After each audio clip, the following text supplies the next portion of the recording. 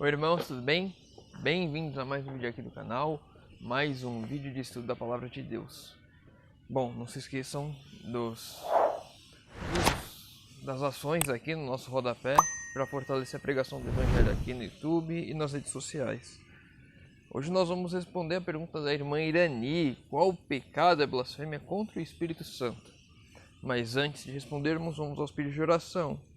A irmã Eliana Lemos pediu oração pela mãe dela que está internada com Covid e pediu forças para ela, para a mãe, para suportar a perda do pai que já faleceu também por conta do Covid. Então possamos estar orando para que Deus opere um milagre na vida da irmã Eliana e que elas tenham forças para suportar as consequências terríveis da separação.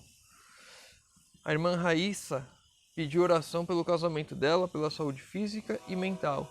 Então possamos estar orando pelo casamento da irmã Raíssa.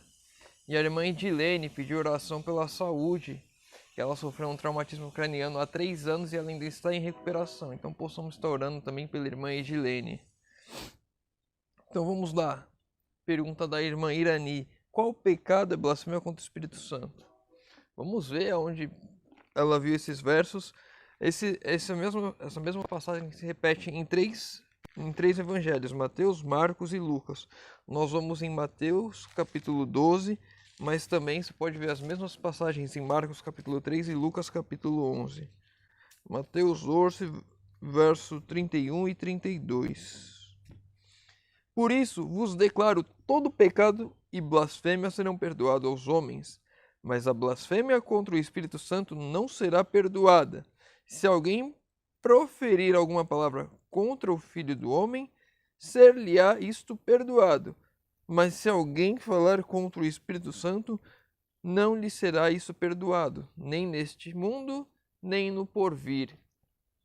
Para podermos compreender totalmente esse contexto aqui que está acontecendo, nós temos que ler os versos anteriores, a partir do verso 22 até o verso 30, que a gente leu 31, 32, aliás, 31, 32.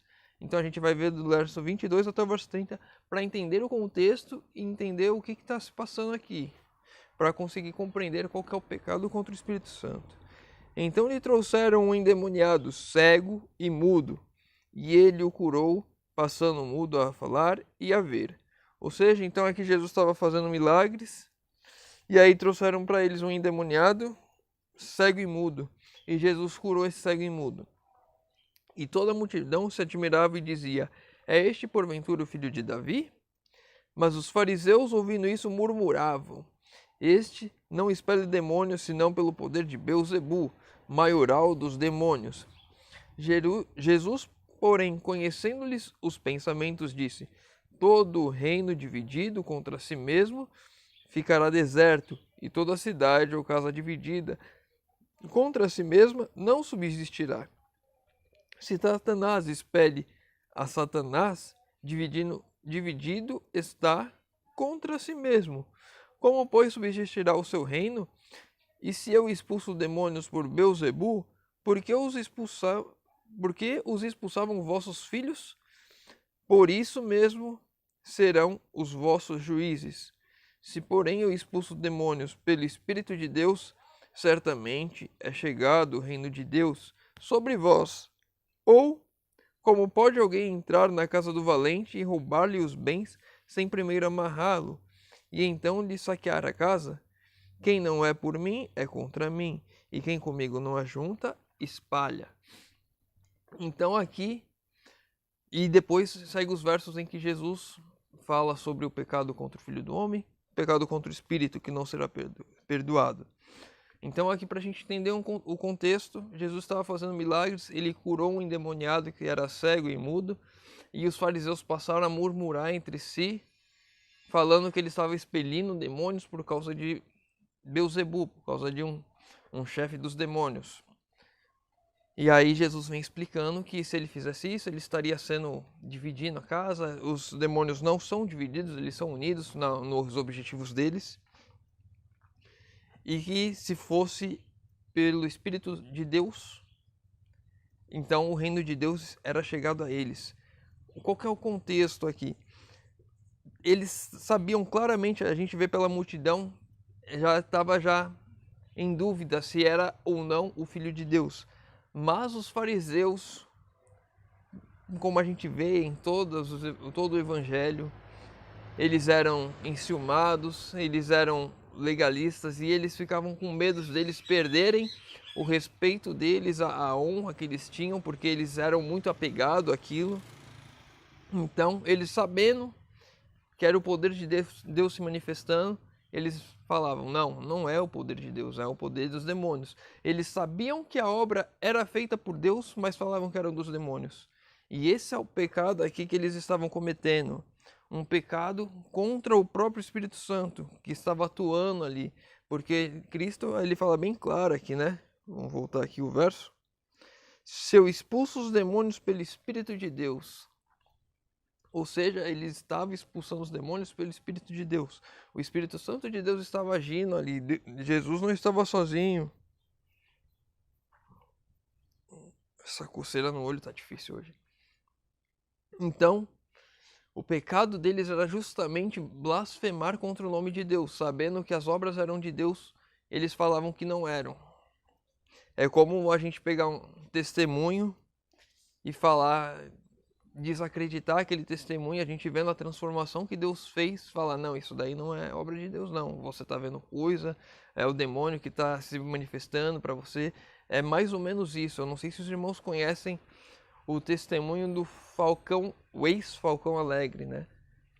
Era um criminoso no Rio de Janeiro, foi chefe de quadrilha, e ele foi convertido por um milagre dentro de uma sala de prisão para morrer. E a mesma coisa que eu vejo esse testemunho, ele falando que teve encontro com Deus ali, que foi curado de forma milagrosa. Falar que não foi Deus que fez aquilo. E a gente vê a transformação nele. Passou a ir para a igreja, se converteu, enfim. A gente vê a transformação numa pessoa, a gente vê os milagres que Deus está fazendo e atribuir aquilo ao demônio. É esse o pecado que Jesus está falando aqui. E a gente entende também o pecado contra o Espírito quando, exatamente, na verdade é exatamente esse pecado, né? Aqui foi a ação que eles fizeram, a ação que os fariseus fizeram foi essa, de falar que era o Espírito demoníaco que estava fazendo as curas. Mas por que eles fizeram isso? O que estava por detrás disso? Um coração endurecido deles. O coração endurecido para a palavra de Deus fazia com que eles pecassem desta maneira, contra o Espírito. E eu trouxe uma passagem aqui de Patriarcas e Profetas, capítulo 35, que a Ellen White fala um pouquinho sobre isso também.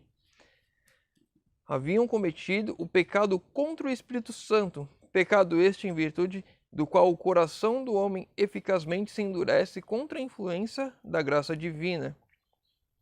Aí vem o verso de Mateus 32.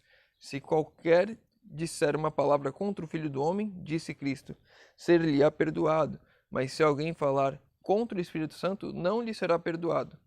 Estas palavras foram proferidas por nosso Salvador quando as obras cheias de graça que realizara pelo poder de Deus foram atribuídas pelos judeus a Beelzebu. É mediante a operação do Espírito Santo que Deus se comunica com os homens. E aqueles que deliberadamente rejeitam esta operação como satânica, interceptam o conduto que estabeleceu comunicação entre a pessoa e o céu. Então, o endurecimento do coração, a influência divina, é um pecado contra o Espírito Santo. Esse pecado nos leva a outros pecados, a romper a comunicação do céu com o ser humano. E a forma como os fariseus pecavam, eles estavam influenciando negativamente as outras pessoas, ou seja, eles estavam quebrando a comunicação de outras pessoas também. Então, é um efeito bola de neve, né? Começa com o endurecimento do coração e só vai aumentando as causas e efeitos que esse pecado vem trazendo. Que você não aceita mais a influência divina na sua vida e você passa a tentar bloquear a influência divina na vida das outras pessoas porque o seu coração está endurecido. Então é esse o pecado, é essa blasfêmia contra o Espírito Santo que está descrita aqui em Mateus capítulo 12 e a gente vê em Marcos 3 e Lucas 11 também, né? Isso, Lucas 11. Espero ter respondido a pergunta da irmã Irani. Convido agora os irmãos puderem fechar os olhos para falarmos com Deus. Senhor Deus, Pai amado, obrigado, Senhor, porque mais uma vez temos a oportunidade de abrir a Tua palavra e compreender a Tua vontade, Senhor amado. Pai querido, que o Senhor esteja sempre atuando em nossas vidas, que nós não endureçamos o nosso coração contra Ti, que nós nunca blasfememos o Teu nome, que o Senhor possa sempre estar trabalhando em nossas vidas, para que sejamos a Tua luz a brilhar aqui nesse mundo, Senhor amado. Pai querido, te pedimos a Tua direção e te pedimos a Tua proteção sobre as nossas famílias, Senhor amado. Te pedimos isso em nome de Jesus. Amém. Meu irmão, fica com Deus e que Deus te abençoe.